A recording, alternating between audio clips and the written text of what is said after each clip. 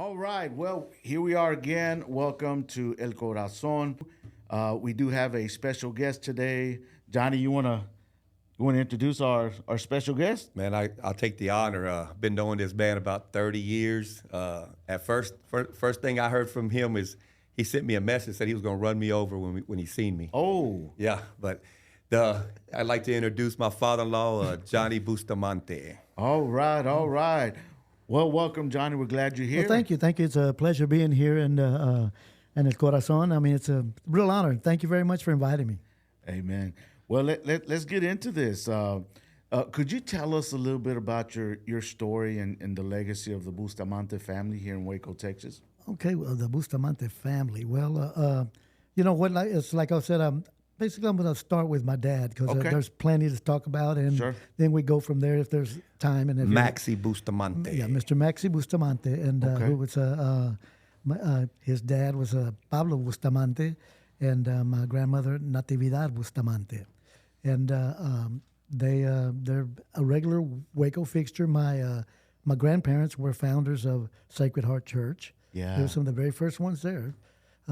I was the first baby baptized at Sacred Heart Church. Is that right? Yeah, That's why he's so spoiled. yeah. I'm the very first baby. Do you remember who was there at the time? Father Francisco. Francisco. Now I don't. Okay. I wouldn't know him, but Sure. But he married my mom and dad. Okay, got Also. you. Yeah, he married them, and so that's so I know that for a fact. And then I looked at it in the books, and they said, and every time it's a new father there, and they look at the book. I said I was the first baby baptized. They go. Wow, you sure are. What year was that? Do That you would be remember? that would be in '57 when the church 57. started. Wow. Yeah. That's Okay. yeah. So Going way back. So that's way back there. But anyway, my dad, Maxi Bustamante, and my grandpa, they all originated out of the Mart, Groesbeck area. Riesel, they were my grandfather was farmers out there and stuff like that, and all his uncles, and that's what they did out there. And so my dad, pretty much, he was a farmer for a while there, and then. As far as he wanted to expand a little more. So there was a cousin in Waco working, Pancho Ramirez was his name. And he had told my dad, he goes, hey, Maxie, I'm working over here with some guys in the union, man. He goes, you need to come over here and work with us, man. You know, you make more money, man. And he said, what do you do? He said, oh, I just help. I'm a tile setter's helper. Mm-hmm. So anyway, he talked to him, and my dad, which was a helper to my grandfather. So, you know, he kind of felt a little bad, like, man, I don't want to leave my dad, you know, just because he was making $1 a day, $1 a day. And which that sounds crazy now. I mean, whoever thought of that? But anyway, $1 a day. So, but my Uncle Pancho told him, hey, man, over here you can make $3 a day. So what my dad did, he went ahead and took the job. So what he did, he gave my grandfather $1, one of those dollars, so he could hire a helper and not be without a helper, and he could still come over here and gain $1. So he did that. He didn't leave his dad behind, and that's where that's my deal. Yeah. I'm so proud of my dad. Yeah. Yeah. So anyway, and he came in. He became a tile setter, and back in then you weren't allowed to touch the tools. You just at the end of the day, you say, okay, I'm done. Clean them up. You know, Raza didn't touch tools and things like that. It was still like that. Really? Yeah. Like, Yeah. Can you explain that a little bit? Like, Well, I mean, I just kind of like what my dad told me. He said, what we would do is, we'd see them, what they were doing to make the better money and all that. But it was pretty much an Anglo thing at the time. You know, of course, we're talking 50s. You know. Yeah. And so the union and if you weren't union, the journeyman, he would do what he would do, and you couldn't touch the stuff. You just keep it clean and keep him his materials and things going and all that. And he said what he did at the end of the day when the man would say, okay, it's 5 o'clock up, I'm just clean up and I'll see you tomorrow. He said what he did, there was plaster left and stuff like that. So he said I would get my hawk and my trowel and plaster and practice for about 30 minutes before I'd throw all the cement away and all that. He said, and that's how I learned myself. So for the younger generation that may not have any idea of how things were in those days, and what year would you say that would be give or take? that would be probably about 53. Okay, so like in the 50s. Yeah, yes, it's 50s. Yes. when you say you can't touch the tools, Yeah. like can you help unpack that a little bit? Like, Oh yeah, you can. for folks You that you don't would understand yeah the when time. you talk about you couldn't use the tools like he was doing the actual job. Okay. Yeah, because that's not your title. You are a helper. Oh. You clean the stuff. You get it for me where I need it, and that's all. Hey, but let's fast forward to 1999 when I met Johnny and Maxie, and Johnny didn't like me, but he knew he had to put me to work. So this is what he did. Check this out. He put me to work. You got to go with Maxie, bro. You'll never understand that 16 work ethic. But I was in that union, his 50 union. He put me in that union at 2000. Okay. Because I couldn't touch tools. And he, the way he taught was the way he was taught. Nothing changed. You know what I mean? So don't get it twisted. It was 2000, but nothing changed since the 50s when I started this bad boy. Okay. But yeah, no, he did that, and he learned, and then he, as far as started making his living doing it as a tile setter, and later on, and he started working for a gentleman named Rufus Lawhorn, which his son is still is still living, and we meet him occasionally, and I actually done some work at his house a few years back. But like I said, he did that, and then he met my mom, and they got married, and which is Wanda Bustamante. Everybody knows her as Wanda. Her real name is they called her with Wera. So, but it got Anglicized in school. You're Wanda, not Weta. The Wera. So anyway, and her name is Aurelia. Yeah. So they gave her a name, it just all turned from that name to that name, which happens a lot.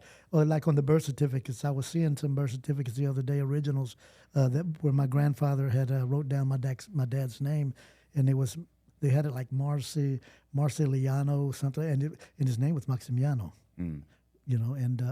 But they couldn't spell or anything like that. They were farmers, So anyway, like I said, he came to Waco, and then he started that, and. Then they had me and my little sister Della. There's three of us. My youngest is Glenda, then it was in about, like I said, we used to live on Wood Street, which is I-35. If you looked up north, you would see where VTEX is at. Right. At the end of the road. Right. A gravel road. It was gravel. All that was there. And then, because I remember they said, you lived on I-35? I said, no, I lived on I-35. I got pictures to show it, to prove it and everything. But anyway, then the highway people moved us.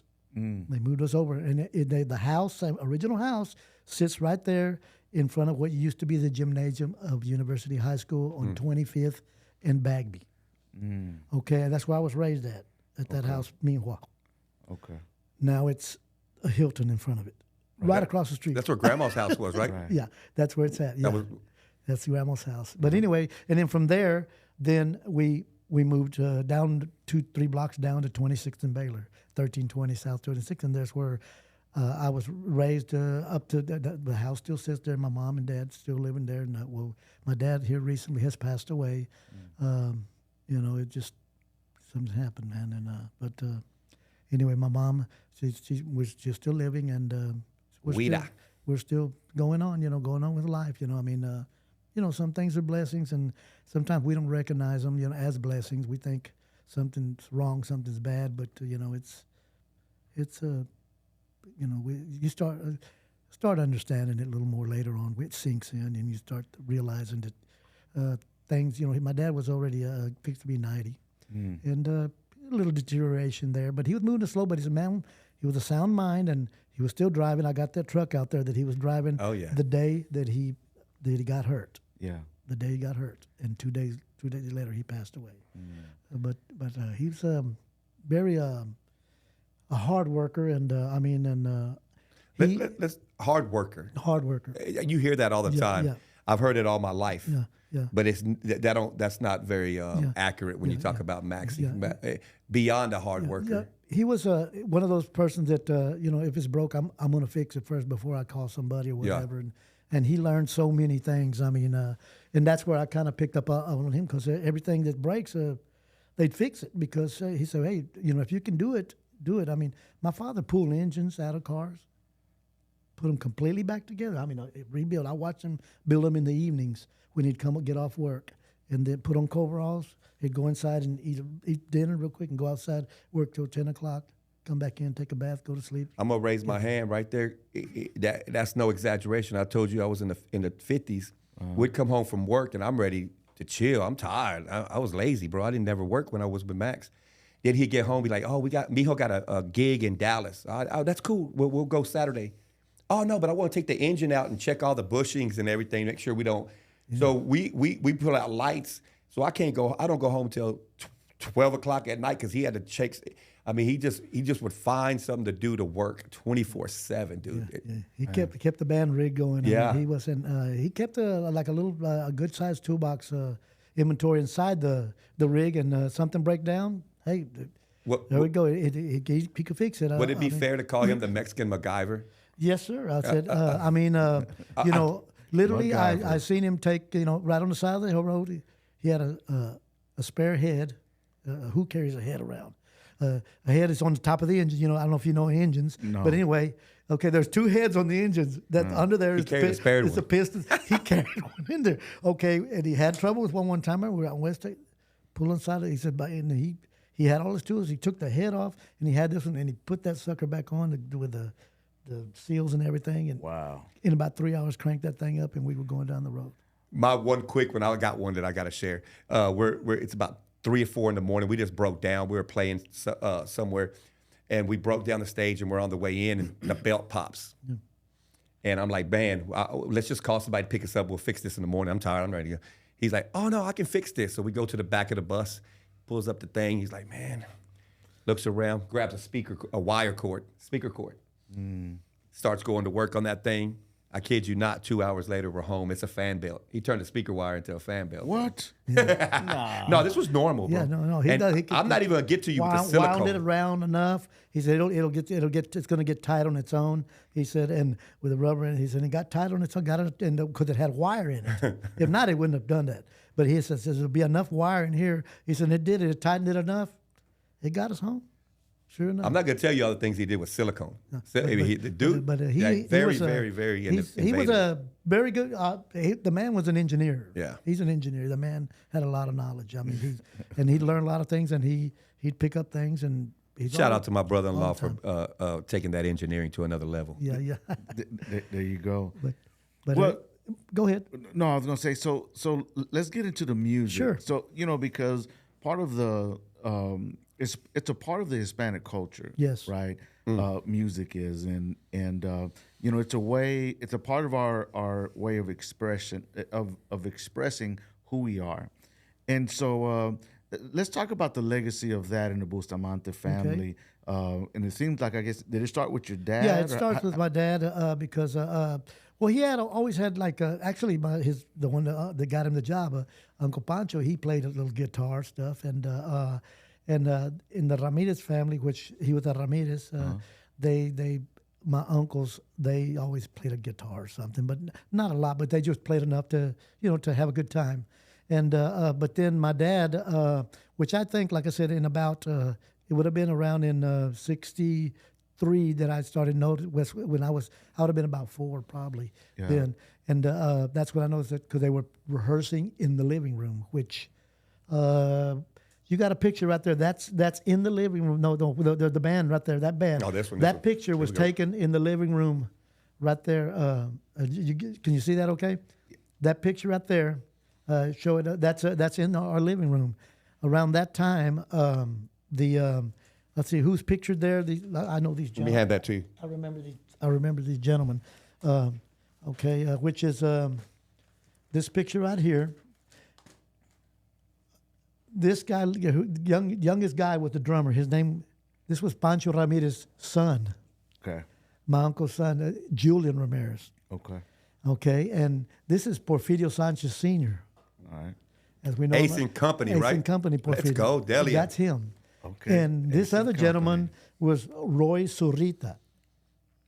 It's been a while. I remember I seen this song. Told me his son came up to me and said, "Hey, I'm Zurita. I'm Roy's son."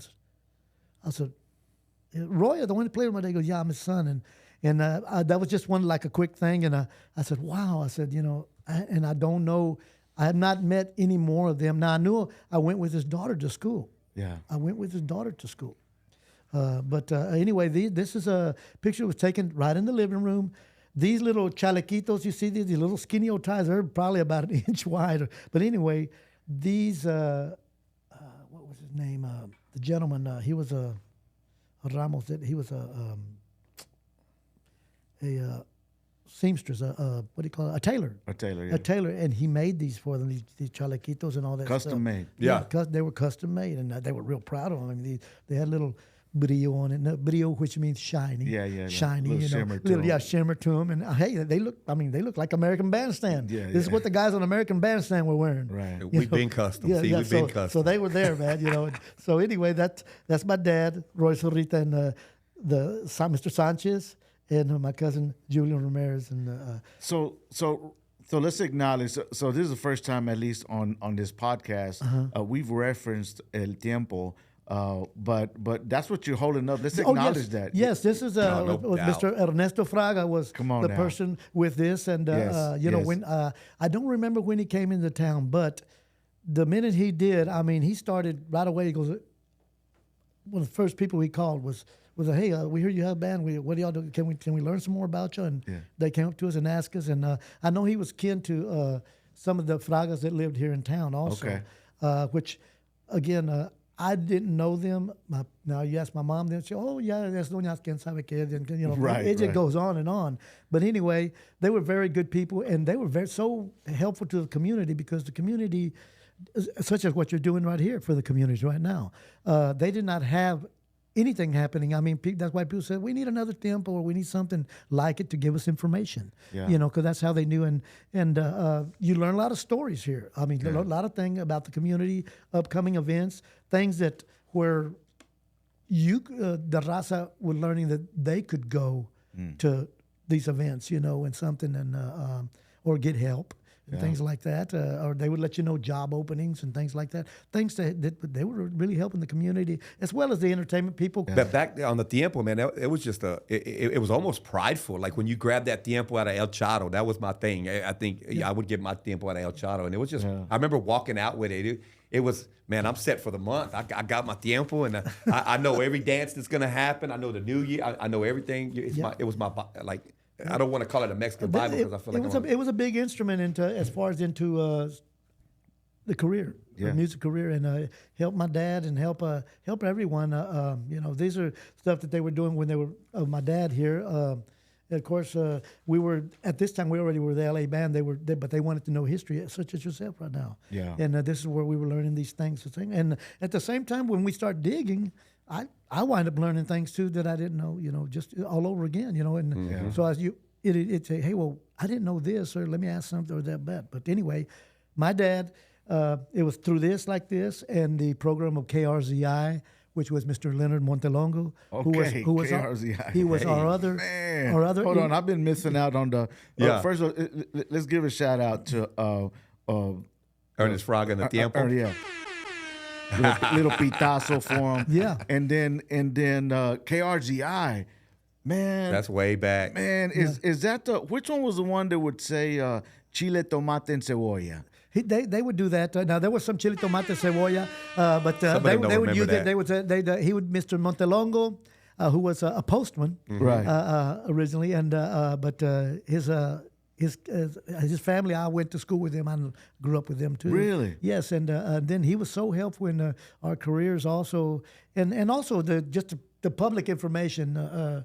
He had so many 2-3 guys that would work as DJs with him to help him out. Yeah. Shout out to the Montelongo family. the Good Mon- people. Good people, man. Yeah, for sure, man. And he just had so much information. Now he'd be right there, and he always had his little faltan 15 frijolitos para las 10 de la mañana. You know, he do, his little things he had going on. All I the time. remember that. Yeah. Do you? Yeah. Right. man. No, he was a wonderful person. I mean, he's just real dear to my dad and everyone. I mean, he was a good person. He really did his best to help the people, and he was a loyal person to Sacred Heart Church too. He was an usher there and stuff, and he just, like I said, he was so much help. Matter of fact, on my dad's very first album, he did a write up, and here he is right here. Who did a write-up? This is Mr. Montelongo himself right here. This is Leonard Montelongo right here. See, bro, you better be careful what you ask for, bro. KRZI. Okay. There he is. You can see him right there. Yeah. And there's the write-up he did. He wrote up about my dad and wrote about one of the gentlemen's El Quiro on here and told about myself. And he told just a little history of all the guys there. So let's the front of this. What are we seeing here? Tell us about the history of the front of this album. The very first album my dad did here, and this was on Latin Glow Records, which is another pioneer here of the community, which was here in Waco. Jesse Segovia, Okay. Which is later on his son, his grandson, is toured with me. He's my keyboard player. Okay. And he is now the owner of Segovia's wine bar. Y'all go get some of that. That's a great environment. Segovia's wine bar. Shout And out he's to that. always asking about, hey, Johnny, and I always let him learn whatever I find out something about his grandpa. I said, your grandpa did this. He goes, he did, and over and over and stuff. And so this picture here is on the suspension bridge. My dad always talked about this bridge. There's so much about this bridge. What year was that, would you say? This would have been, let's see, by the suits, by the hair, we were in junior high. I was in junior high. So this would have been in the early 70s, very early 70s. Okay. Maybe 72, something like that. We ain't even here yet, bro. And Maybe no, not 72. This would have been 70, maybe 69. Okay. And this is in front of the iconic suspension bridge. Yes, and he always wanted to do something, so he did this on his bridge, and the title of the album is Alegre Me Ando Paseando. Okay. Which means happily I'm traveling. Okay. So he's walking across The bridge. to adventure. And again, who's all? These are the original Alegres, which we were called Los Alegres, Maxi Bustamante y sus Alegres. Okay. Okay, on my far right, which they cut my cousin off there. I got better pictures of him. Yeah. With Johnny Ramirez, who was the bajo sexto player. The man, the myth, the He was- legend. He was at junior high with me. Right here in junior high with me also was Isidore Uribe Jr. Okay. Good man. And he's still living. Matter of fact, me and he are the only ones that are living. Okay. This was Joe T. Sanchez El Quiro, Okay. who was a singer, and he played the bajo sexto also. This was the comic of the band, Okay. who was the man that had all the jokes all the time and kept everybody just jumping. He was Joker. Okay. Great man. And this is, of course, this is Andrew Ramirez, who was my cousin Johnny Ramirez's brother. Okay. Is that Pudgy's dad? Yeah, this is Troy Ramirez's dad? Ramirez's Okay. daddy. And this is, of course, my father. Now, my father, Andrew and Johnny Ramirez, they were living out in Riso, Groesbeck area, Mart. Yeah. Okay, they came into town. They moved only about 2 blocks from my dad. Andrew already knew how to play bass some. Johnny Ramirez knew nothing, but my dad showed him to play the bajo sexto. They practiced 3-4 nights a week. My dad would drill him. My dad was not an excellent guitar player, but he had knowledge of it, of how it was played. Anyway, he taught Johnny to play it. I watched this guy's hands turn blue. I watch him. My dad said, "No, you got to do it. Do it again and do it again and do it again." And it was just. My dad was drilling him and drilling. He made an excellent bajo player. Matter of fact, Johnny Ramirez became one of the best bajo sexto players in the state. Now listen, check this. I don't even know music, bro. Now, go ahead. I just want to brag on John real quick. We would go play with Selena. We played with, you name them, Emilio. It didn't matter, and I don't know music. They would come up to me and be like, "Who's that bajo sexto player?" I'm talking about Johnny Ramirez. They're like, "Yeah, mate. He's and so I don't know nothing. I'm tripping. I'm like, I just Johnny Ramirez. He used to work with us doing tile as well. Okay. So he was very, to be in the band, you had to have the same schedule as Maxie. So you could you play your gigs and work. So most of these guys were Ramirez, his son, and him. Andrew was a tile setter also. So all these, this was a business and a music company at the same time. Does that make sense? Which just like the group La Tropa F. Plumbers. They were plumbers. Yeah. That made me laugh when you first they were told me that. plumbers, Yeah. and they would do the thing like that, just like that. So we knew each other. And matter of fact, his brother Joe is one of the finest bajo sexto players. And the bajo sexto is a guitar with 12 strings. It's a Mexican oriented Okay. guitar, and It's not an easy thing to play. We have a lot of guys that are playing it today, and you're seeing them play, a lot of youngsters, but they're only using 6 strings on that thing. They got 12 on there, but they're not playing it all. What a bajo sexto, a bajo, which means low, you play the low end as you're playing the high end. The new guys are going ding, ding, ding, ding, ding, ding, ding, ding, which is fancy, and that's the part that shines a lot. But you're supposed to play it. In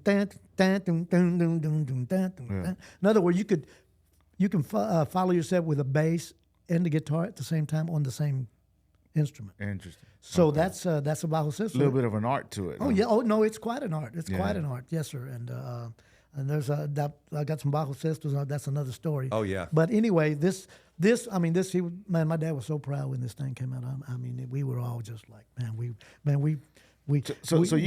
hit it. We were stars. No, that's awesome. So you got some other artifacts here. Yes, sir. Let me tell you here. This one, first of all, this is the very first 45 my dad recorded. It's right here. This is. It says Latin Glow on it. It says Latin Glow Records, which was Mr. Jesse Segovia. He had his place right there where, let's see, is it CVS or Walgreens that's still there on the corner? Southside? Yeah. Yeah. Walgreens is still there. Okay, right there, right around the corner, there was a little place. Mr. Jesse had his shop there. And it was Latin Glow Records. And Mr. Jesse Segovia. Well, anyway, Dad wanted to make this record, and Mr. Jesse told her, "Hey, well, I can record it for you. We can get a studio, whatever." Well, anyway, they recorded it. This song is one written by my dad. It was the very first song written by my dad that he recorded, and it's called Cuatro Palomitas, which is 4 doves, and it's really good. It's a vals,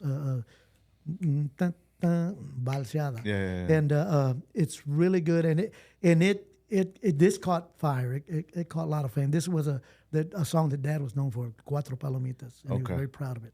Okay. And anyway, but that was the very first one done on Latin Glow Records. Okay. A Segovia production. He put Segovia on there. Oh yeah. Okay. And flip side is De Que Es Tu Corazón, which was a song by the Relámpagos, which everybody knows more like Ramon Ayala, Cornelio Reina, the originals. Which on my last album I recorded this song. Yes. Cornelio Reina. Cornelio Reina and Ramon Ayala, Los Relámpagos. Yeah, One of the most man, one of the most proud moments of I'm gonna brag on my daughters a little bit. I got one playing college ball and they played high school ball. That's the song that they walk out to. You know how they give everybody a walk-up song? Mm-hmm. Que Es Tu Corazón is the one so that they walk play up it. to. So everybody look like. And everybody's tripping out like, what's going on? Who's playing Mexican music? So it's funny because this was the first recording my dad done. And that Que Es Tu Corazón right now is the last recording I've done on my last album. Okay. So it's funny. It's okay. We went. What year was that? Would you say? This. Let's see. I'm gonna tell you. Si puedo. Okay. My '65 Chevy was brand new. So this would have been probably 66. Okay.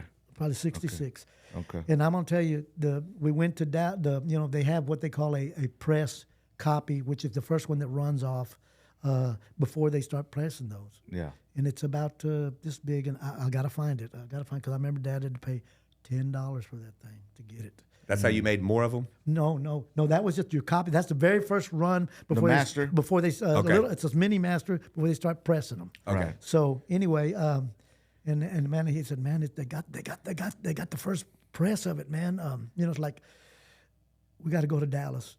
It was A&R Records over there off of Industrial. Okay. All right. We got to go to Dallas. So I mean, that gas in that '65 Chevy, man. We went up to Dallas, brought that thing. He got it, man, in his hand, brought it back to Waco, went inside, and we had a stereo, a big stereo with a stereo on one side, the radio, and the big TV in the middle, color and everything. And, I mean, he bought that thing.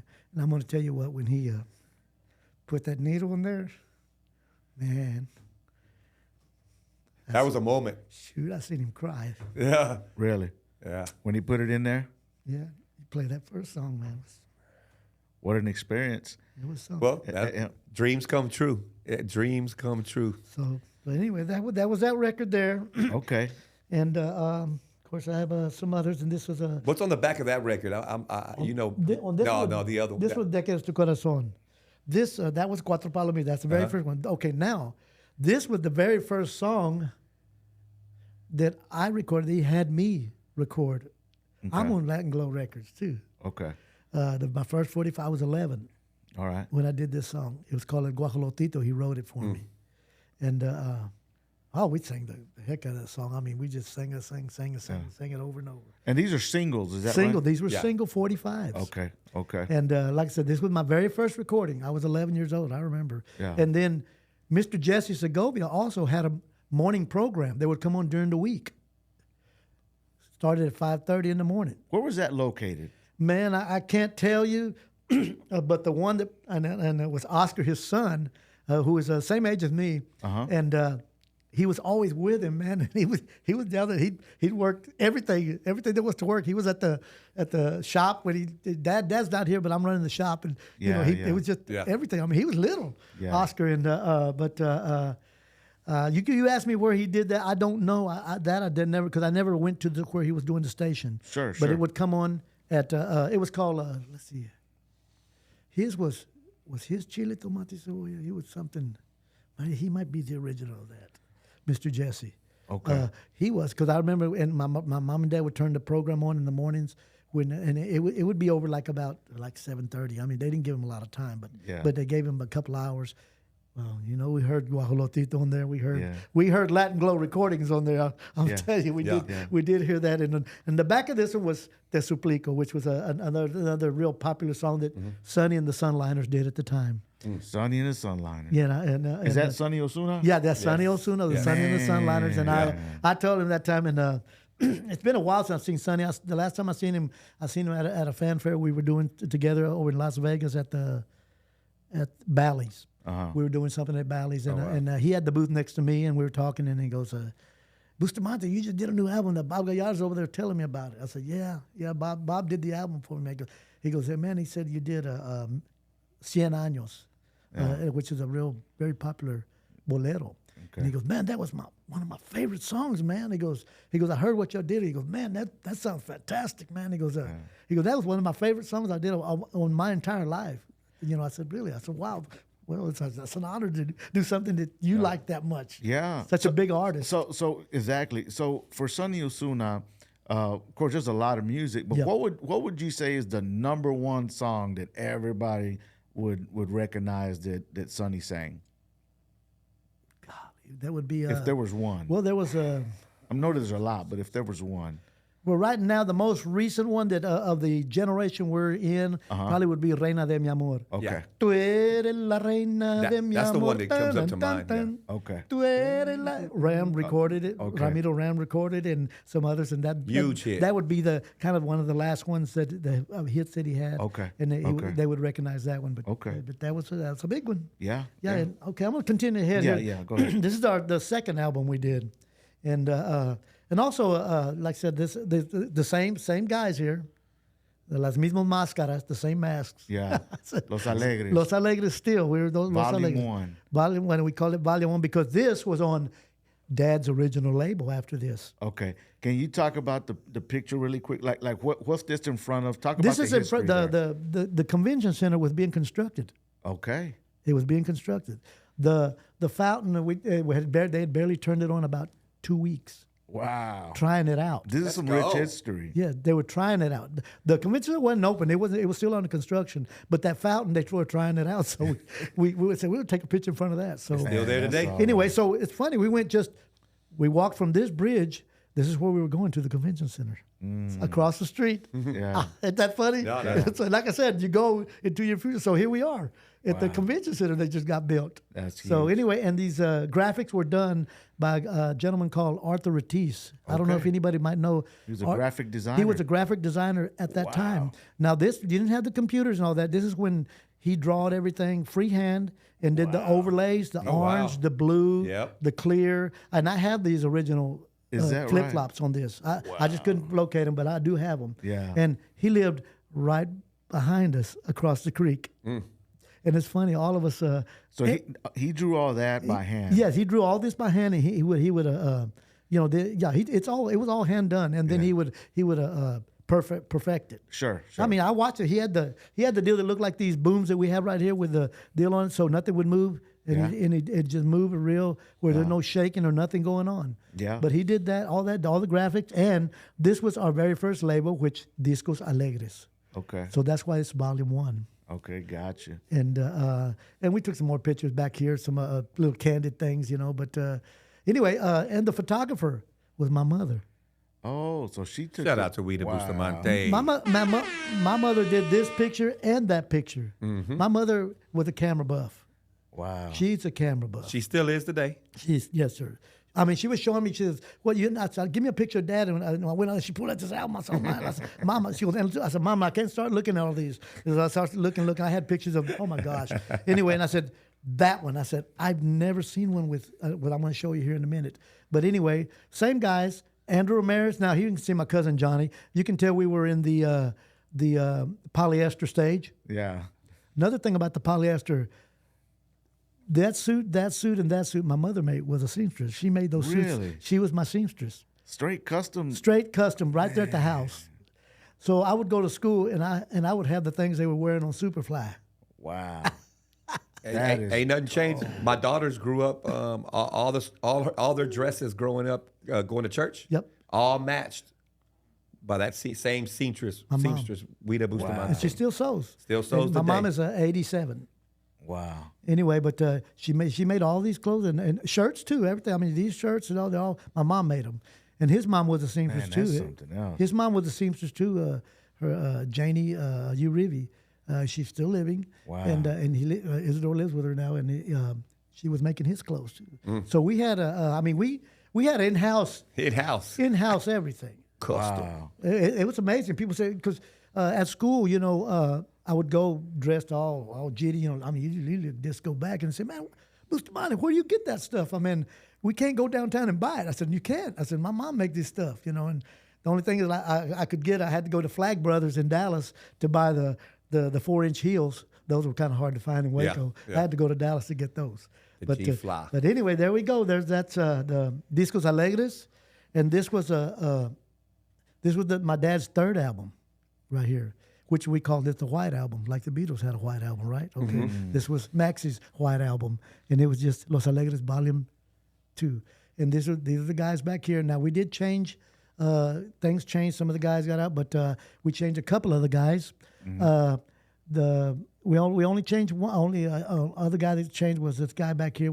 His name was Isidro Lopez. Okay. He came from, Isidro Rodriguez. He came from the Valley. Okay. Excellent drummer, and El Valle. He has some kinfolks here. Yeah.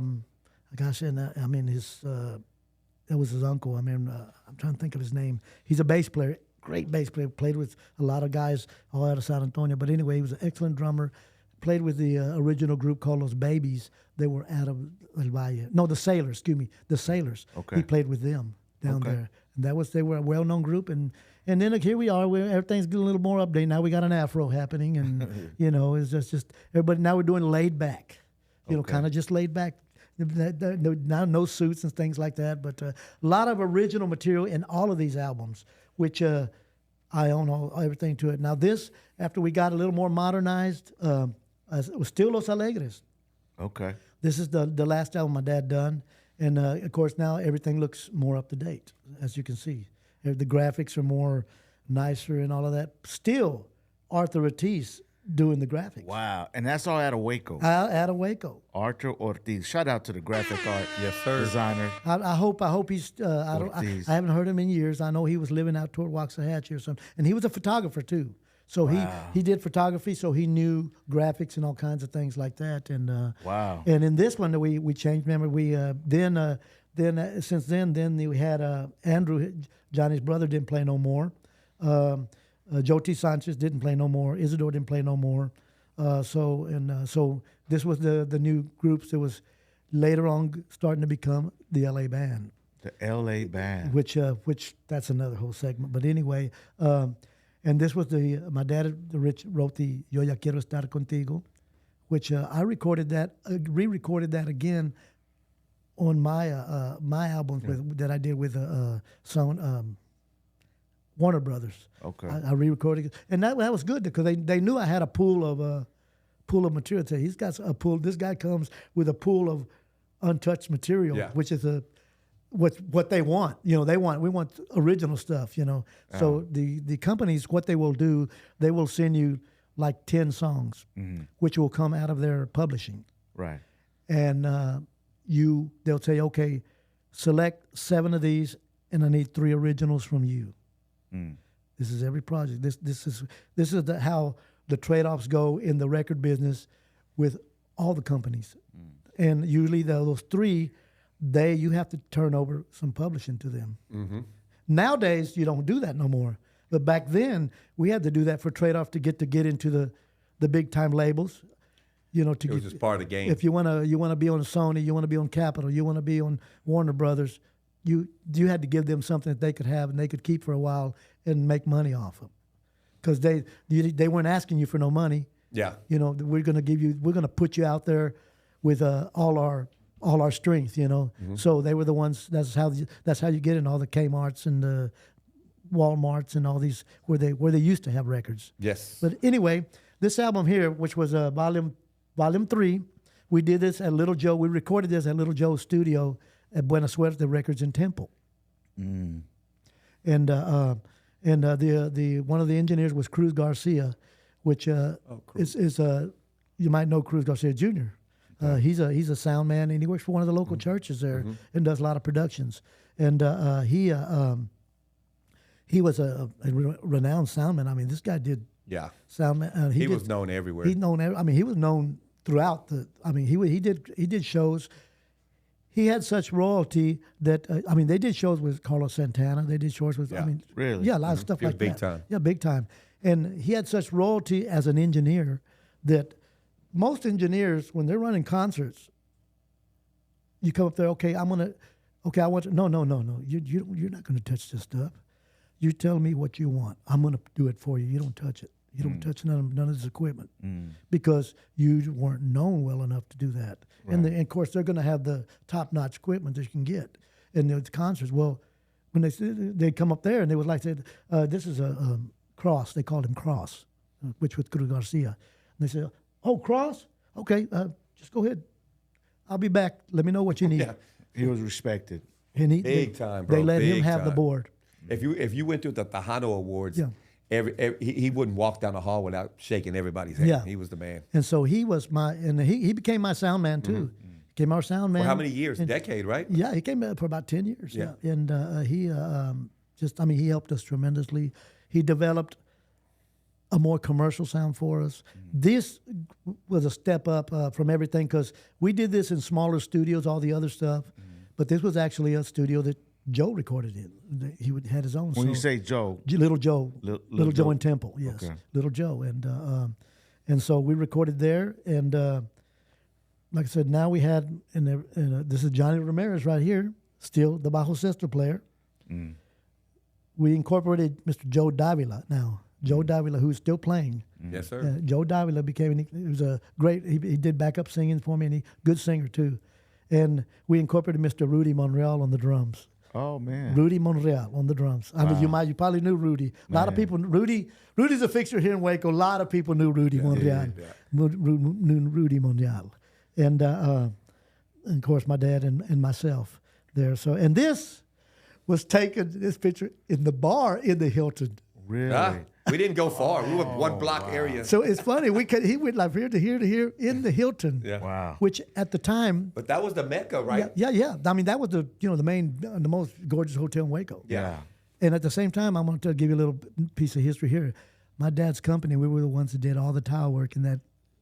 Is that right? In the Hilton, yes. We did all the tile work in that Hilton also.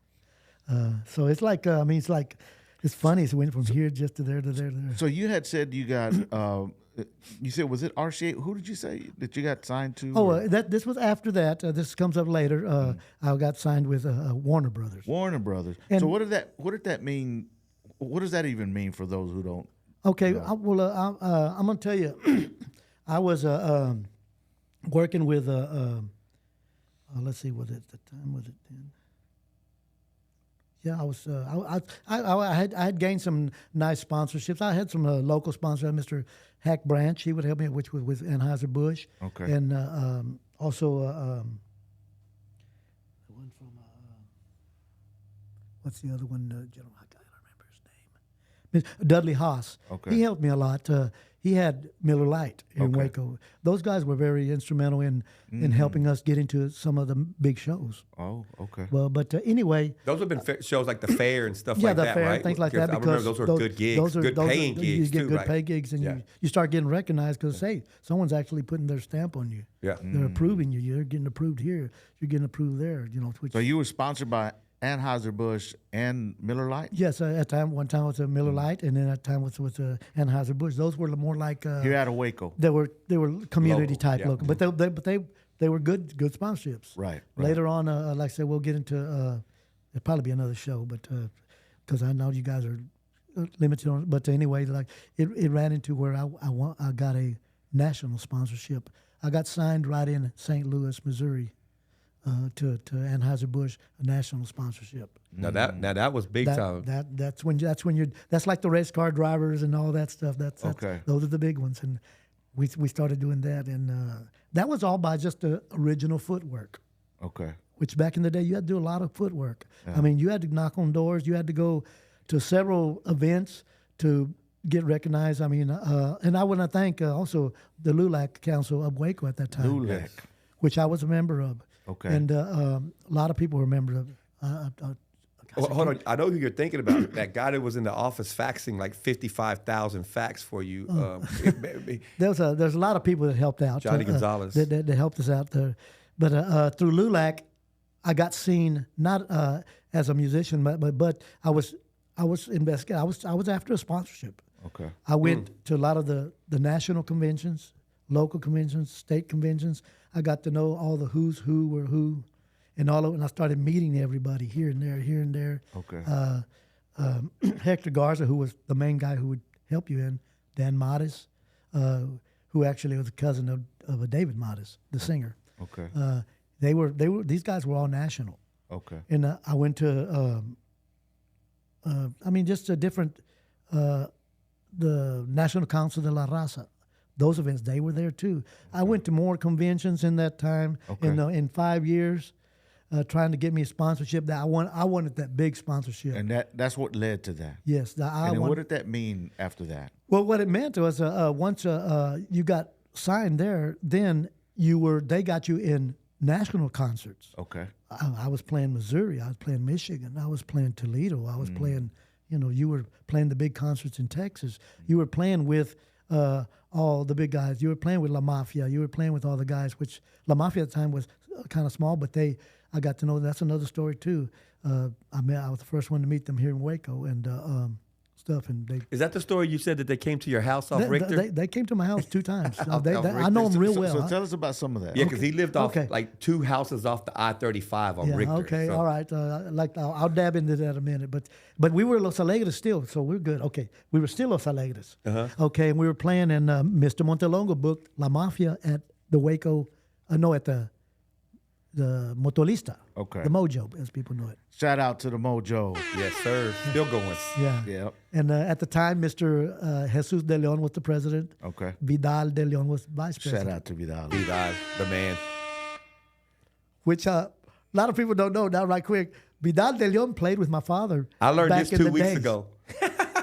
Saxophone. Yeah. Vidal. Vidal de Leon. Man, shout out to Vidal. Man, he good people, man. Now, I've That known was- him for 30 years. I didn't know he When played. the Mojo was on 2nd Street Yeah. back in the Oh, day. wow. And that was when they were making like about $30 a night when they'd play, which that was little money. But I really can't holler at it because sometimes I know some guys don't even make $30 a night. Sometimes they just go someplace just because they love the art. that part. Well, we didn't make much, guys. Here we go split it up. But I got to drink some beer. But they drove up to your house, you said, a couple of times. Yes. I got to know him. Anyway, like I said, Mr. Montelongo booked him. And we played with him. And Rudy was playing the drums. It was this group. It was this group right here that was playing. That was the group, Los Okay, Alegres. Los Alegres. They would have been on the tail end of this group. Okay. And they booked us the Mojo and the Mafia. I never heard of them, which I hadn't heard of them. But anyway, and we back in the day we were trying to increase the show by putting up a little more lighting and things like that. Which lighting was expensive. It's expensive, very expensive. I mean, lighting's still expensive. That's right. But I only had a few lights, and so what I would do, I would enhance our show. I'd make things out of PVC and things like that, where it looked like it looked real. It That looked Maxi real. engineering. It looked real. It looked real. Yeah. I mean, and I knew electrical work, so we made a lot of things happen. We were looking like a big group. Well, I thought I was looking pretty sharp till I seen La Mafia come in, and I seen them setting up. I said, I can't believe this. This is stuff that I've dreamed of that could be done, but I never thought of it in La Onda, Tejano music. This guy had the trusses, had the big cans, the big 500 par lamps, 300 par lamps, flashers.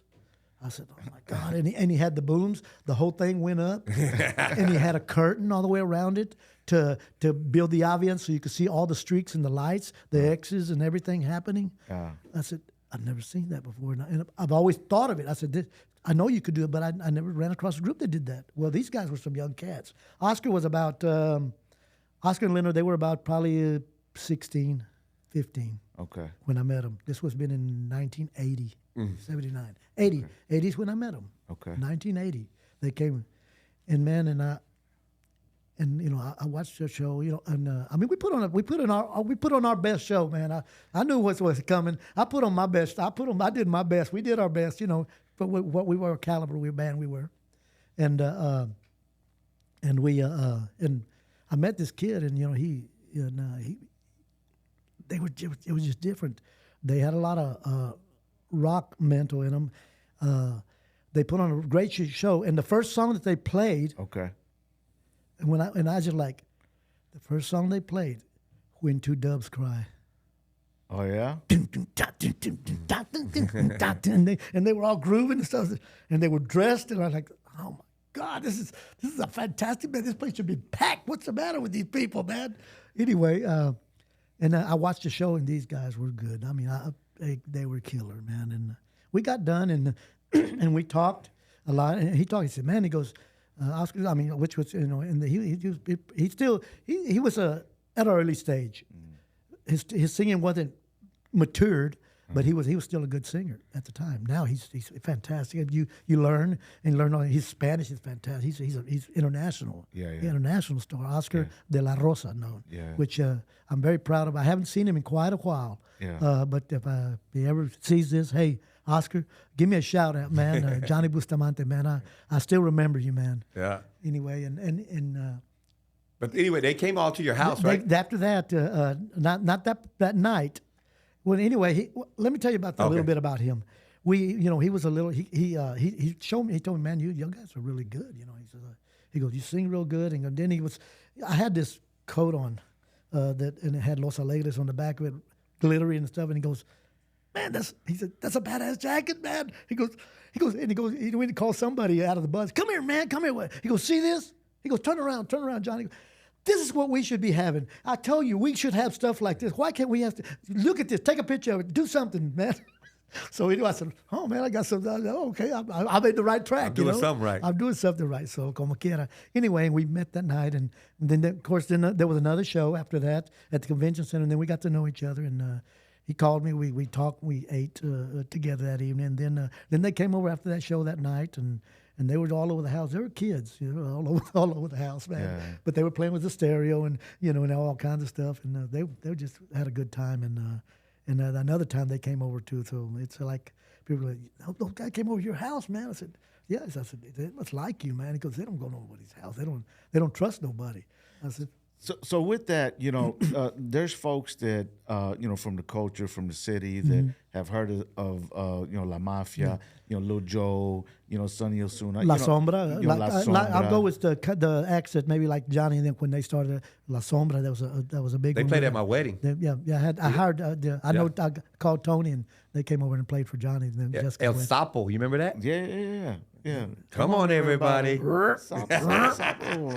So yeah, those are all hits. That was huge in the culture. Yeah. For sure in the city, obviously, and in Texas, and so let's talk a little bit about some of those. I mean, I know we can't at this moment land on all the intricate pieces, but let's go around a little bit and talk about those people that others have heard about and went to the dances and paid to see them sing, Sure. but you were able to be around them. Who are some of those other names? Oh man, I mean, I've been in backstage and just talk. Basically, we talk generally to a lot of people, just like we are right here backstage, or after the shows, everybody hangs out. I mean, you got everybody. You got the Tropa F. You got David Mares. You got the Mas. You have George La Lopez. Mafia. Yeah, George Lopez too. George Lopez. You know, we seen a lot of opening acts for the Tejano Awards, which were Joe Lopez and Paul Rodriguez and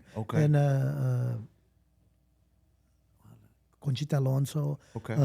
Johnny Canales. Yeah, I knew Johnny Canales real well. We did Johnny Canales several times. So let's talk about that for a minute. Huh? Okay. Johnny Canales is, I mean, that's huge, right? Yeah, Johnny- so take it away. Johnny Take it Canales away. was a show that they like said, man, you got to get on Johnny Canales, man. You know that was a Chicano bandstand, in other words. Yeah, That's yeah. what it was, Chicano bandstand, and it was done in different towns all the time, most of the time. Originally out of Corpus Christi, he was from Robstown. That's where he's from, Robstown, from 5 Points. I don't know if people, you got to give y'all a shout out down there around 5 Points. And, 5 Points. 5 Points down there around Robstown area, Annaville. And Faye. And we got my wife's from that area, matter of fact. Shout out to my mother-in-law. Yeah. So anyway, like I said, we were back So on Johnny Canales. Johnny Canales. So you had to get on that program, and I don't remember how we got on there the original first time. I seen a clip or something where y'all were playing at the Johnny Canales. There's a few clips going on, and there are different places because we did.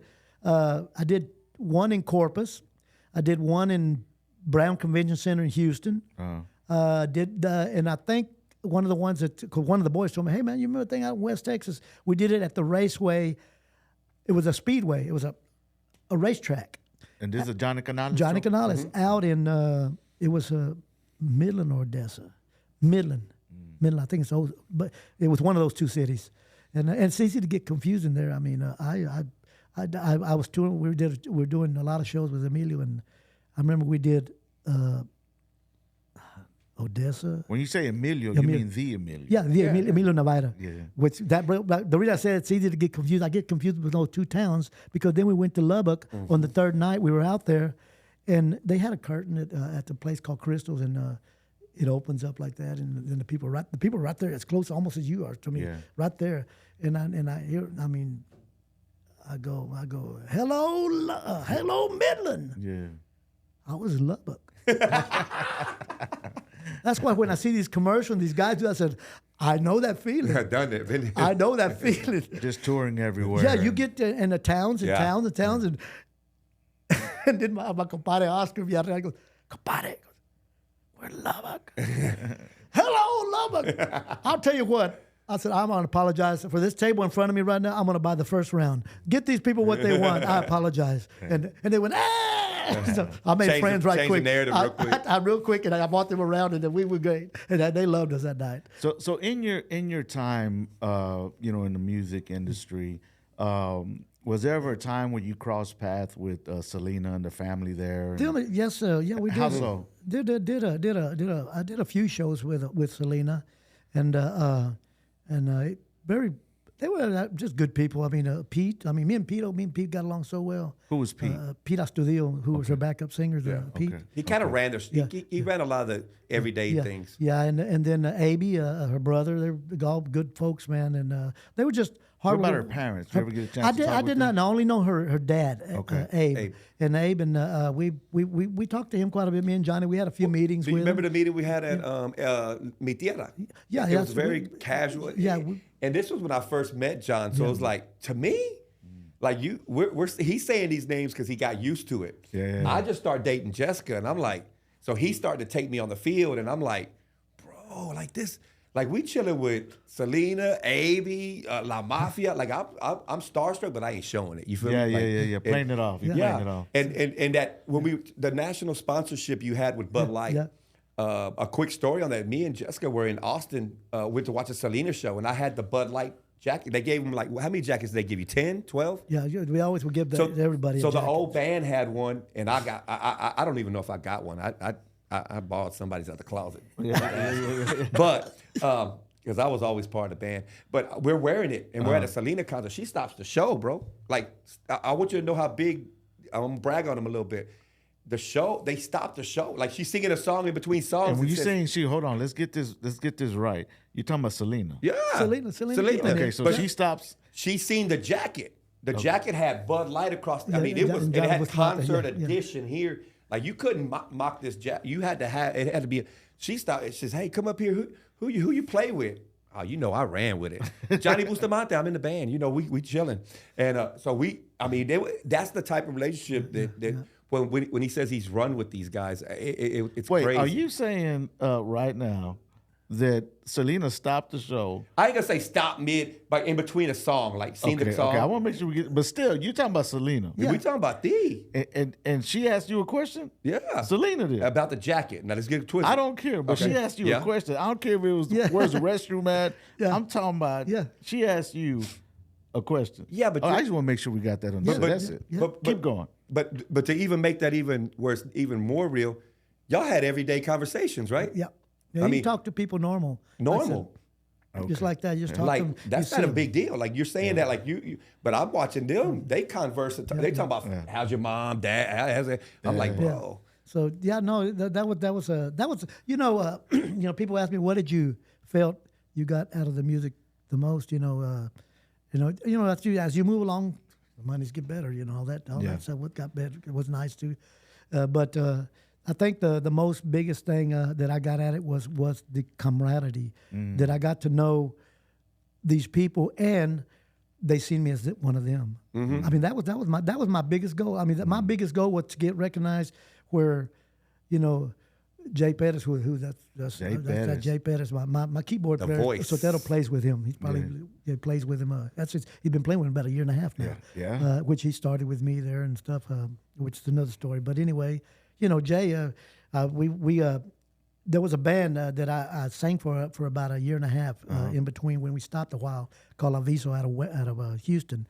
They have a complete orchestra. They got 4-horn section, and I mean it's a big band sound. That big blast, Anyway, Jay would be a guest. That what it was. Robert Dorantes out of Houston. He has to be Aviso, which they're fantastic, and he had hired me to do like 45 minutes, an hour, open the show, but they would do songs that I recorded off of my albums and play my music, and then I'd do Little Joe songs because I knew a lot of Little Joe songs, stuff like that. Open the show, and then the next guest would be Jay Pettis, Sonny Osuna, Agustin Ramirez.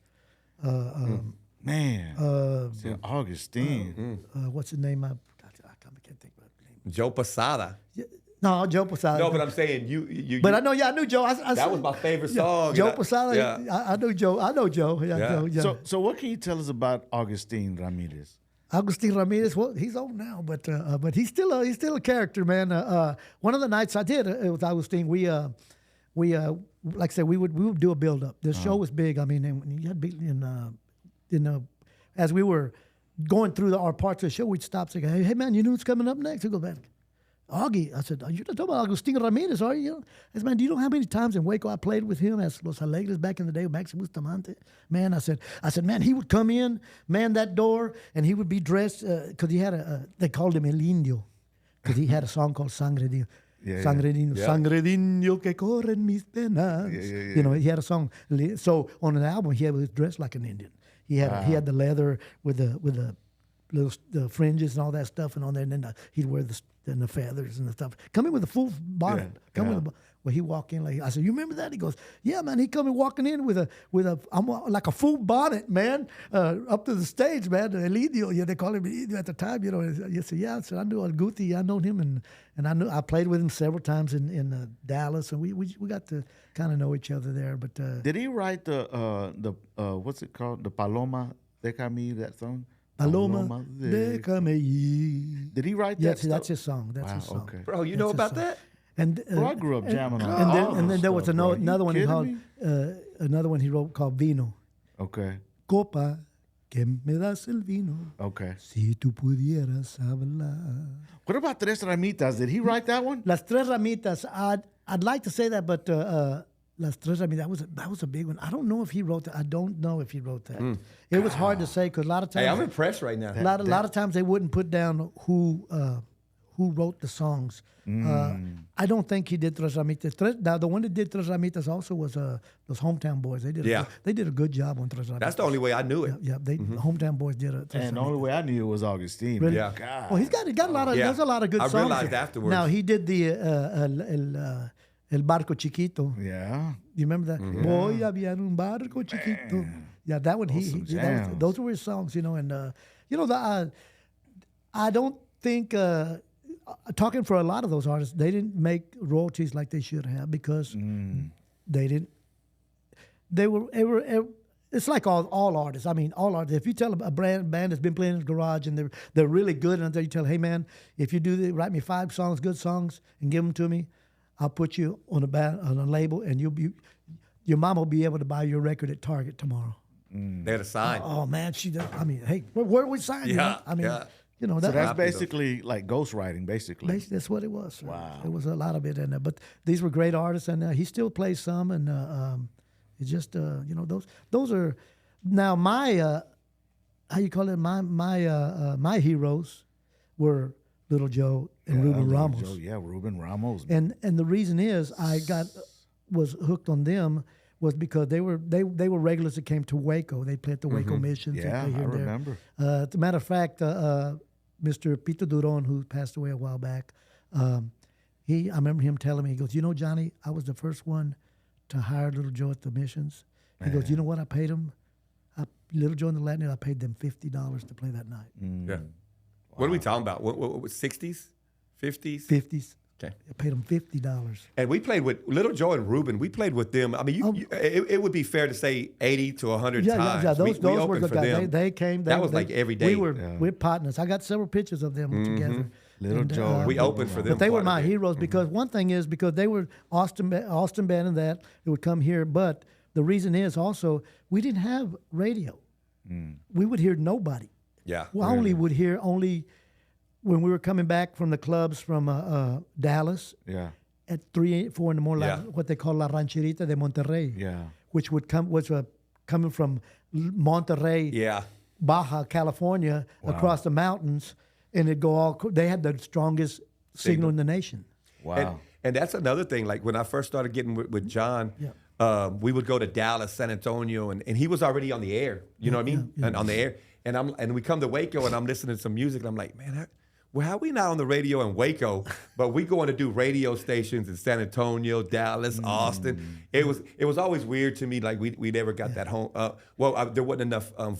It wasn't enough radio enough, but after eventually when Dallas started feeding into Waco, Yes. then Who was that? That was Radio Kick. Yes, Kick. Okay. And Yes. Kick Radio, KICK. That's right. And everybody was getting it all day long, and this is why Metroplexes were able to do big dances because they are pitching the music all week long, and so and so's coming this Friday, coming this Sunday, coming this, and they would say, "Hey man, I want to go," but there was information, just like what you're doing. It's information, just like the Tiempo was. Yeah. Until this Tiempo, Mr. Fraga started back in the day putting out advertising, letting people know who was coming. Yeah. In a week or two. Yeah. They didn't know. That's right. That's why this stuff is so important. I mean, I know we're not promoting a dance or anything like that right now. But it's funny you say that. But Pedro Zamora Yeah. came up to me, gave me a hug when we did. He seen the first episode, and he goes, "Man, for New Year's, this was just this New Year's." He goes, "I didn't know who to call. I didn't know what to do. He couldn't even get the dance out." So it's funny you say that because it gives it retrospective. Did you ever? I wanted to ask a question. Did you ever come across what's his name? The more of our in the '90s and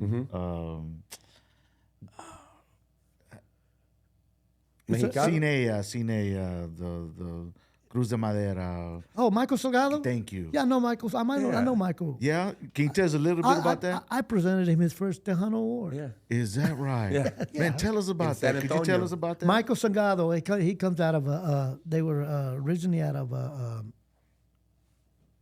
they were originally out of Lubbock back that way? Okay. Back to Lubbock or something.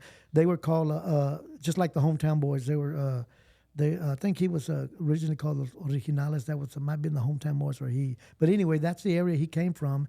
And he adapted to the Ramon Ayala sound. And I mean, it's just like listening to Ramon Ayala. You know, Right. you would say, well, how can a band make it? How did they make it just by copying? Well, hey, Ramon Ayala wasn't in your face at the time, and he was in your face, and He the modernized new it. generation adapted to it. He modernized adapted it. to it. That's right. So and he started doing a lot of stuff, and then doing palomita, palomita. Yeah, He had that little. Man, He that's has a that little. jam. He has that little. Bro. sound. Him and his brother He Ernie. came out and killed it. And his brother Ernie and them, and I mean, he was really good. Michael's really good, and he's still a force right now. He's still a force. Oh, yeah. He's Yeah. a draw. He's a draw. Michael's still a draw. How many people would you say that he draws right now? Probably in his biggest. What would that? Well, it depends. I mean, what kind of venue now? Yeah. Now, if you have a Just say at the greatest venue. well, at a good venue, Yeah. I mean, he's still drawing easily. I say 1,500 easily. Okay. But if we're talking about the Houston rodeo, then we're talking about a whole nother when you go, ballgame. that's Houston rodeo is a different thing. Yeah, That's it that's depends a whole what- it different depends thing. the venue. Yeah, I mean, because there you can play. I mean, my last time I played the rodeo there, the Hideout show, I had 21,000. Yeah, yeah. That I played. So I at. mean, it depends what the venue is. Yeah. You know, the event. Well, that's what I mean. Like the Yeah. biggest venue he could be at. How many Shit, people? he'll Oh, sell you out can, a you can, stadium, you can, bro. you can. I mean, there's people that are. It depends. What kind of card on? Because usually a big venue like that's going to have a card with about 5 bands. Why? Because there's a lot of overhead to pay and all that. So there's a lot of money that has to be made. Right. And so, but now you're talking about your regular clubs like what they call like a Tejano West, Billy Bob's or places that can hold 2,000, 2,500 people. I He'll mean, feel that. I mean, he can do. He does really well. What they call 2000. Club 2000 over there at the off of North Highway 12 going in Dallas. That one's got that place there. That place can hold probably 3,000. Yeah, people. real quick. I mean, yeah. So you got And a I lot think of he'll you got pack that. lot of the Mexican original bands that play there. Hey, So tell us about you were saying that you presented him his first. Tejano Award. Yeah. Yeah. When which one was it? It was for the Cruz Madera. Really? Yeah, because I was a presenter that night, Uh-huh. and like I said, I was the one that did the reading and then did the presentation to Michael Salgado. So how did you get tied into? Can you tell us a little bit about the Tejano Awards? Tejano Awards. Okay, that's a tough ball game. you got to play the game. That's a tough. We had to. That's dude, a tough ball There game. was a lot of days we were on that But highway. it's no different than I guess any other awards show. People Yeah. say, how do they get invited? A lot of them, it's again leg work. Okay. You have to go and talk Yes. to who's running the show. You gotta Fanfares. You got to talk to. Go to and be in some of their events. fanfares, You're paying. yeah. You're talking about going and paying your band to be there. Free events. It's free, but it's not for you. They're taking the band because they're working. Ththey're working for you. You know, Yeah. so it could cost you $25,000, $3,000. Yeah, John had to shell out about $3,000 for 2 or 3 days in a row. When you go like that you're buying your advertising. It's not nothing free in legwork. Yeah. And you talk to them people, but the thing is, you got to find some of the main honchos and let them hear you somehow hear you. So I remember one of the main ones. I was doing a Christmas party. It was a Christmas party, and they told me, a record company, you need to be there, man. Be there that night, okay? And then they had, the mariachis playing, and a lot of these, they were the Tejano Award dignitaries, basically. The guys, the people, board members. And you'd be there, and then so-and-so, the mariachis up there, and they'd say, hey, then you hear Ricardo Castellon singing a song with the mariachis. I said, oh, he's been on there. Then so got up there and started singing with the mariachis, and I said, oh. And I need to do that. Yeah. So, man, I got up there, and I do my best song that I can do with them suckers, and then right after that, they come to, man, wow. He goes, man, I couldn't even see you. There were so many people. He goes, because you're short. He goes, man, I heard this big voice come out of this hole with the mariachis, and I had to come see who it was, and I went up there, and that's how I met a couple of those guys like that. Just you got to be in the right spots at the right time. But you got to make yourself get there to the right time, because there's always going to be right times to be there. But the thing is, get into those spots to be at the right time. It's politics, man. And you get there and they got to like you. Yeah. You're putting on, you're selling yourself. Yeah, man. there's some that they see like, yeah, he's good, but man, no me cae. Yeah. No me cae, which means I don't like that guy. Yeah. Well, what's it like though to be there? Like, I guess let's just say presenting an award to Michael Salgado at the Tech. Well, that was that Tejano. one. I did some other ones. I did about 4 or 5, and I'm on those videos and everything, which is great because that's history and it's locked in. Yeah. But the last one I did, it was 42,000 people Okay. at the Alamo Dome. Okay. Now, This is the Tejano Music Awards. Tejano Music Awards. Okay. Now, unfortunately, it's gone down, and a lot of things have changed. But that was a big one. That was a big one, and By what year would you say that is, Johnny? that would have been in, probably. That's back in that's probably be 90s. Maybe 90s. Okay. Yeah. Maybe I was around then, so it had to be like 205, maybe something 206, like that, maybe right like in there. that. But the attendance was still going strong. Yeah. You know, but it's just things have changed a lot now.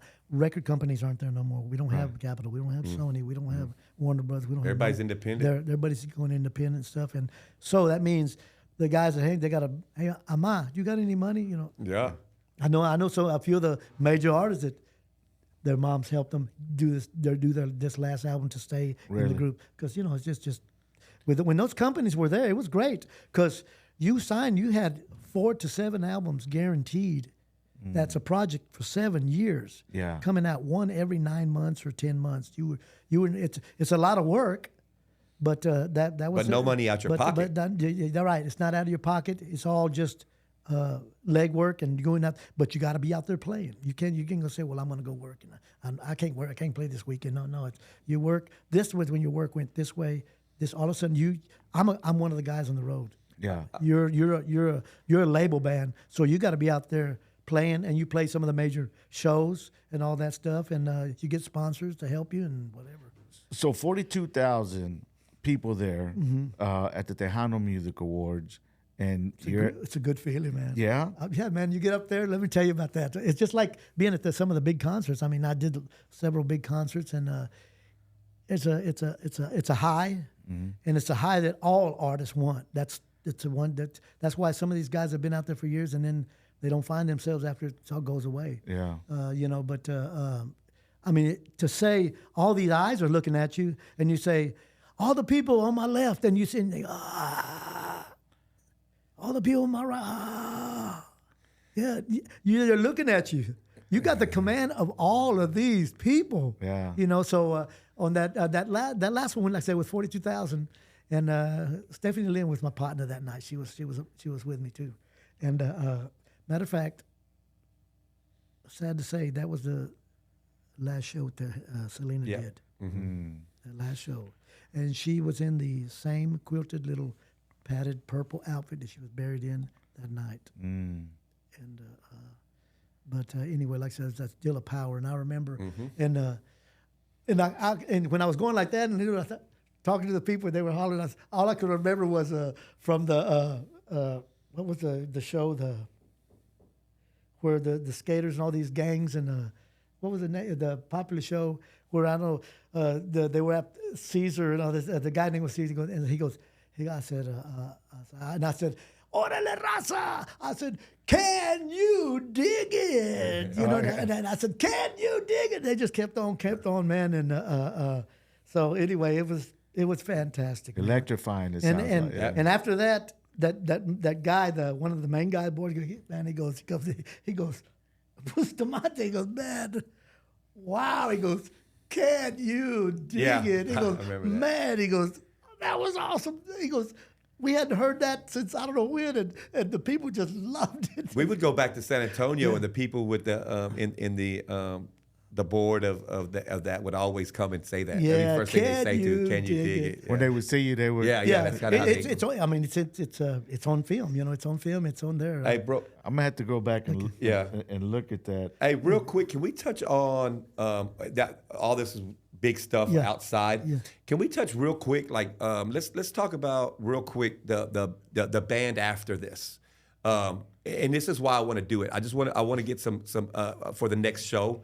And I don't think people understand, because outside looking in, you're a musician. I don't think sometimes you understand 100% the power of what we have in Waco, Texas, and when we say the bands in Waco, who playing for who, there's a lot. Like when you say Tejano in Waco, Texas, that's a big. I mean, we got people playing with Bob. I mean, Jay. Yeah. Can we touch on that? And I'd like to talk about some of the main people, the people that played with your band after. The people that were touring, which was like I said, was Armando Fajardo, Badass keyboard player. Eddie Guerrero. And Eddie went on to do big things. He went on to play with. He played with Oscar G, and he played with Eddie Gonzalez. Yes. He plays with just a lot of. Yes. He's a great singer and a great, fantastic saxophonist. Would you say that was one of your biggest sidekicks that he went on and did great things? When I do a story on LA band, because there's a lot to talk about. Every one of them guys contributed something, and we could say what they did. But what you're talking about, that people that have springed off from Waco, I'm more or less I'm gonna say from 26th and Baylor right there from Max's Garage. Yes, sir. I mean, we have out there right now. We got Sotero. Cenicero, who is the keyboardist. Man. He's a madman. He's a madman, and plays he's good. Plays for Jay Pettis for about a year and a half or so. And, I mean, he's doing Monterrey. He's doing all the big shows all over. Proud of you, man. You know, and then we got Memo Rincon, who's he's playing with Bobby Pulido right now. Hey, Memo just played in the White House, too, man. He played at White House this past summer. Shout out to Memo. Yeah. And, you got guys like that are out there. Drummer Chris. And Chris, Chris Rivera. And that name goes back to one of these albums. He was one of the original drummers. His daddy was an original drummer from my dad. Played with him back in the day. Yeah. Matter of fact, back in the day, right quick, I'm going to talk about also a real good friend of mine, and he's deceased also, but talking about Mr. Moses Villarreal, who is Gerald Villarreal's dad. He was a big contributor to a lot of the success and a lot of the music that my dad put out. And they were really good friends. I mean, he joined my dad right after he came out of the Army. Now he was one that I didn't remember a whole lot about other than after I got a little older. And I started knowing Mr. Moses. And then of course, there was his son, Gerald. And me and Gerald played, he played with us a lot. Gerald played also with us music, and he was in high school at the time, I remember. And he played with us and helped out the group a whole lot also. And Jared really out. We did a whole lot. I would call him Jerry, and I still call him Jerry. He said, I know everybody's Gerald, but he was Jerry. I mean, we've known each other literally since we were in diapers. That's how long we've known each other. Good dudes. Both of y'all good dudes. And this picture, I don't know if I want to show it. It's the only picture that I know of that I have of my dad and Mr. Moses and myself and Gerald all performing together on the same stage. I mean, this was in the latter stage. This would have been probably in the early 2000, maybe around 2005, 2007. Okay. Which was but anyway, I don't know if you can get a shot of that. Yeah, we'll have it up on the screen. Yeah, put that up there, please. I sent him a picture of that before we started the podcast. That is like I call that the $1 million shot, like the Elvis, the Jerry Lee Lewis shot. They call it. I said that shot there. I said, oh, it's the $1 million shot. I said, where will I ever find that again? And I just happened to find it a little earlier today. Before he got here. But again, if it weren't for the photography of my mother, Mama, capturing those moments, she has captured years and years and years of moments. I mean, of all these groups we're talking about, all the Tejano Awards, and all that, I got albums like this of nothing. Oh yeah, he's not kidding. Color this good, shots of Sombra, Mafia, Emilio. I mean, whoever you want to think of, they're all there with me. The joke around the family with Weeda, this one's for you. The joke around the family is we walk into Grandma's house, and there's this man everywhere. It's this dude. He's a spoiled kid. And then we look at, well, where's Glinda and Della and everybody else? Well, they're over here in the corner. But her prized possession has every wall in the house put up. Okay. That's I told her, I said, Mama, you didn't have a camera when Dad was playing? And she goes, yeah, I had a little bitty camera and I'll just take a few shots. But then she bought a good camera. And it was like, if she'd had done video, I could do documentary where they follow you through all these things. Yeah, and I'm going to tell you one thing. The person I seen that was the smartest at such a young age was Oscar of La Mafia. That night, the first time I seen him, he had video going. Stuff. He was doing documentary. He was doing documentary stuff. He did. So he's got documentary stuff from the beginning, from 1980 or a little before, all the way to, because I mean, bands weren't thinking about that. Yeah. But this kid, I call him kid because that's when I met him. He was a kid, and he was hungry. He was smart. They were intelligent about what they wanted, and they, we got to go. One of the things I learned from him was that he had told me he was playing at Winter Garden in Dallas the night before he played with us. He goes, they had Los Bookies playing. Yeah. He said, we were playing, and Johnny goes, Those Bookies. He goes, the place was packed. He goes, Johnny, why can't we do that? He was telling me like this, man, why can't we do that? Groups like that, why can't we do that? This is. So he was thinking like that. And so, he has gotten there. He's done it. Yeah. He's seen that. He has done what the Bookie's done. He's done, and I'm just so proud of that to see. But he had that vision. To be associated with a person that young at that stage, and I've seen him go take it on to where his goal was. And I don't think he still reached his goal. That guy, I still believe that guy's got a hunger. I mean, he's playing the WinStar. He's playing the big casinos, the world casinos. It's like, wow, man. And I said, this is a kid that was eating with me at my table, coming. It's just, wow. It's amazing. Who else, real quick, did we? Pedro Zamora. Pedro Zamora, he's a local product. He's a accordion player, outstanding person. Comes from outstanding, great raising. He came and started playing accordion with me, and I always call him I met him from the creek because I was unloading the rig one day. There we were unloading because it was a Tuesday night. We rehearsed on Wednesday, so I was unloading, and he went to school and he had this little accordion, Honor, and he had it painted jet orange, and he had it always carried on his back. And the kids with school would tell me because there's a kid, Ruben Castillo, who used to be a roadie, and he'd tell me, he goes, Pedro's over there. He goes over there under the covered area, man. He's just playing his accordion at lunch, just playing accordion, doing stuff. Well, anyway, he lived on Connor. Well, the creek runs from I-35 all the way up to South Waco Creek, really. Yeah. And he walked through there to the creek to his house. Yeah. And he came out of the creek. Right? He goes, "Hey, Johnny!" I knew him because he would go to church with us. Yeah, what's up, buddy? He goes, "Man," "I've been practicing my accordion, man. He's I'd like to play for you, man." I said, "Can you play, man?" He goes, "Yeah, I can play, man. I'm learning real good." I said, "Okay." I said, "Look, I'm gonna keep unloaded. Play some stuff for me. Play me a polquita. Play me."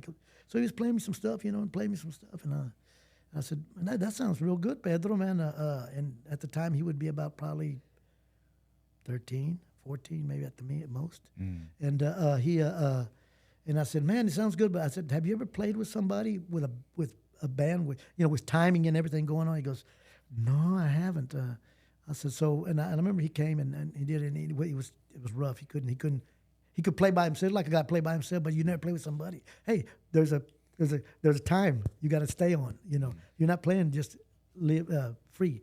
So anyway, I told him, and I said, you can't play right now, but I said, learn to play following a drum or something to click, something that plays. And I said, because you're playing real good. I said, you're just not playing in time. That's all. I said, then come back again. Come back, and we'll practice with you again. So a little time passed, and he came back, and dude was ripping it up. He was ready, bro. I said, man, you played in time. Came back ready. So what's he doing now? Oh, Pedro's the man. He's got his own band. Yeah. Pedro played with me for a long time.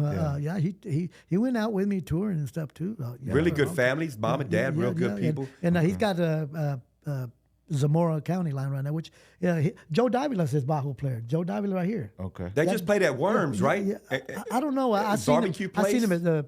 Shout out to that place. I seen him at Twisted Sisters. Twisted Sisters, that's right. Yeah, and I sing a couple of songs with him, man, and they sound real good. Got some of the Munguia brothers out of Temple are playing with him. Yeah. So he got a little band in town, and they're good. They're very good. So anybody we leave out? What off the top of your head? Just played with us in this recent, genre. Oh, no, just Carlos Hernandez. Carlos, big Carlos Hernandez, my drummer. Never forget good old Carlos. He's the joker of the band. Good friend, good guy. I've known him since he was 7.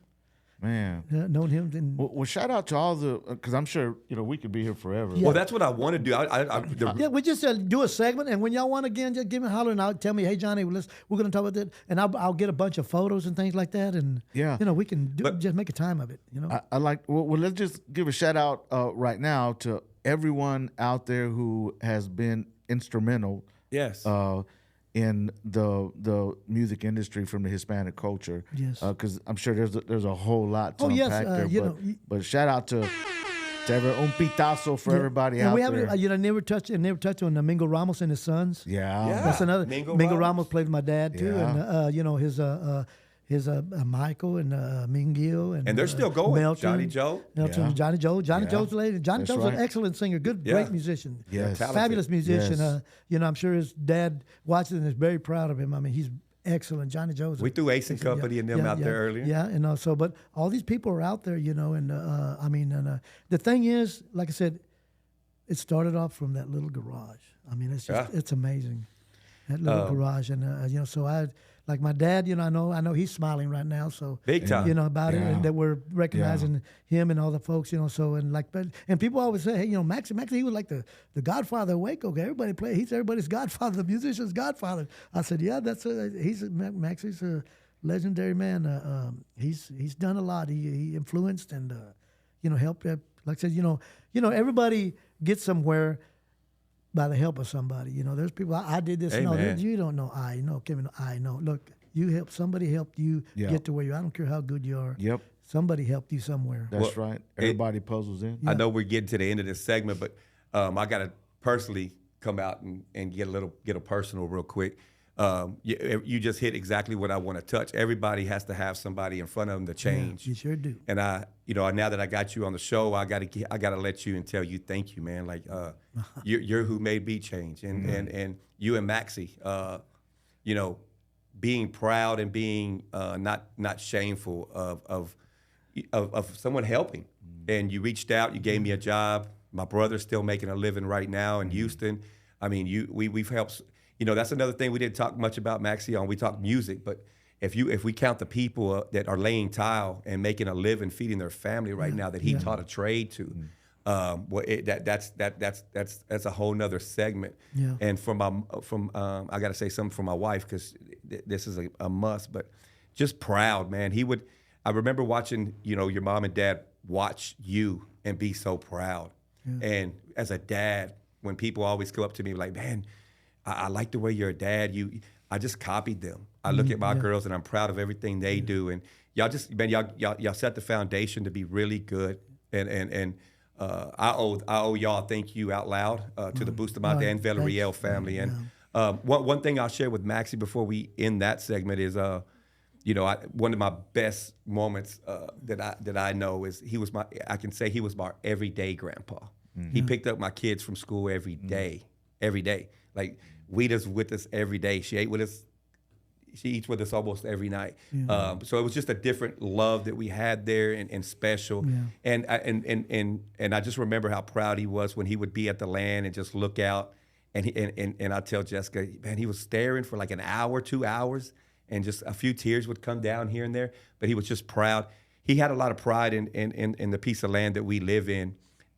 He bought that. When did he buy that, John? Oh, that's 50 years ago. And nothing, right. He always wanted to get out there, and finally we were out there, and that's just a very special, proud place. That's one thing I want to say is also, we were talking about my dad, but a lot of the success of my dad is because of my mom. My mom was a very hard worker. She supported us all along. Everything, like I said, she sewed clothes for us, and she did everything. My grandmother, Natividad Bustamante, she was more or less a distributor, a salesman for my dad. She would go when this record came in. She'd say, "Okay, dame unos 10." Okay. She'd go down the neighborhood. The people knocking on the door. Ya llegó el disco nuevo de mi hijo. She didn't ask him if she wanted to buy one. She says, "¿Cuántos quieren?" Yeah. It wasn't. ¿Quieres comprar? She goes, ¿cuántos? How many you want? How many copies you need? Yeah, how many copies? It wasn't none of that. And there's so much that's been surrounded in this family around the love. My dad was the greatest dad you could think of. I mean, people should be fortunate to have a dad like that. He taught me everything I know, and he's just wonderful. And I'll never forgive him and forget him. And his love for music. I mean, I'm telling you, this man, he would do everything just to make those gigs come true. I mean, he'd get to the gig. I mean, he'd work right to the last minute, boom, get to his gigs. Yeah. You know, he played. You know, I've seen him play hurt. You know, when he got hurt at work, I seen him play. You know, I seen him play accordion, and I seen his fingers bleed, and blood be on the accordion buttons. I mean, and he'd be playing, and I mean, and I'd watch him when he'd go down like that. I just knew that he was loving it so much. I mean, Well, you know, and that's what this is all about. It's about being able to, you know, capture the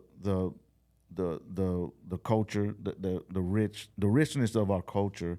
You know, music is a part of it, family is a part of it, faith is a part of it, and you know, that's what we're able to do here today is highlight some of those things that not only represent the Bustamante family and all the rest of the family names that come in with that, but all the families out there that can relate in their own families to the hard work, the faith that's in that hard work, the value of family, you know, and the expression, which is what we talked about today, of our culture.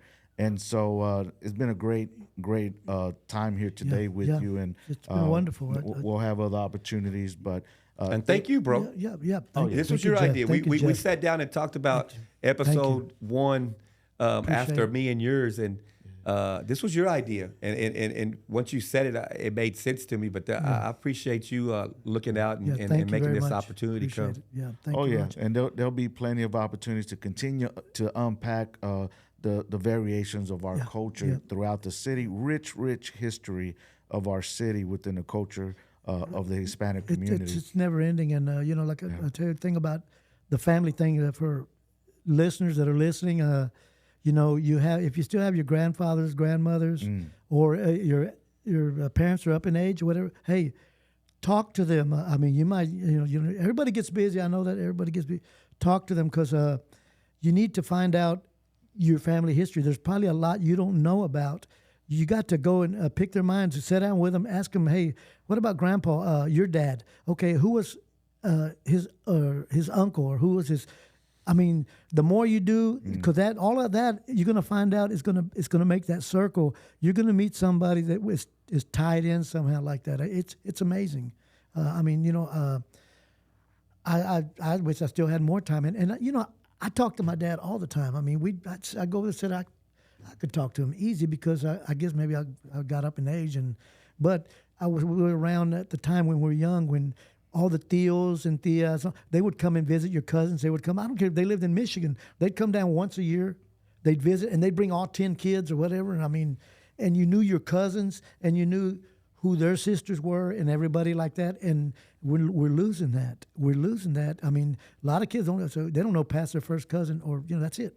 Maybe, you know. So ask questions. I mean, you know, while there's still sound mind people, find out everything you can about your past. I mean, it's important. I mean, because once it's gone, you're not going to have nowhere to tap into. It's gone. And that's it. You know, where that's our slogan, where the past inspires, the present connects, and you know, we need all that to move forward as a community of folks. You know, as a Hispanic culture, and that's exactly what we're aiming to do. We're going to do that, and we'll continue these type of conversations. So make sure you keep it locked in. Subscribe to our YouTube channel. You'll see us on all the different social media platforms, and we got a lot that we'll be unpacking and that's coming your way in terms of information, in terms of inspiration, in ways to move forward, busting through the different barriers that we have within our culture. So stay encouraged, stay locked in, share this with somebody you think that will be encouraged by it, and we look forward to continuing to engage with everyone out there. Thank you, Waco, Texas. I want to say thank you, and thank you guys for having me, and also I want to say thank you to all my colleagues, musicians that we've worked together. Thank you guys for all y'all done for my dad, and what y'all done for me, and thank you all of you. And I want to thank my wife for her support, Diana. Thank her for supporting her kids, Love you, my kids, and just, I mean, there's so many people we've everybody's touched, you know. Yeah. So many people, all these families. Thank you, thank all of y'all guys. I don't want, you know, Rudy Monreal was one of the ones always told me. He goes, Johnny, he goes, I helped you, didn't I? I said, yeah. He goes, you know, I brought you the first sound man. Yeah, I said, you did. I said, every single one of you have helped in somehow. Yeah. That's how things progress. Nobody, that's like I tell you, nobody does nothing by themselves. That's right. That's right. Amen. Well, thank you so much for Thank you coming very in. much. Gracias a Dios. Yeah, thank We'll you. see y'all next time. Thank you, Waco.